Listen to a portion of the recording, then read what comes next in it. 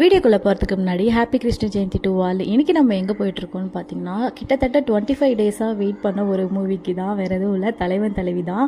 இந்த படம் ரிலீஸ் ஆனப்போ நான் அம்மா வீட்டில் இருந்தேன்றனால என் புருஷன் கிட்ட ஸ்ட்ரிக்டாக சொல்லிட்டேன், பார்த்தா இந்த மூவியை 2 பேரும் ஒன்றா தான் பார்க்கணும்னு சொல்லிட்டு. அவரும் பாவம் பல பேர் கூப்பிட்டு போகாமல் எனக்காக வெயிட் பண்ணிட்டு இருந்தார். எனக்கும் 2-3 சான்ஸ் கிடச்சிது, பட் போகவே கூடாதுன்னு சொல்லிட்டு வெயிட் பண்ணி ஃபைனலாக போனேன்.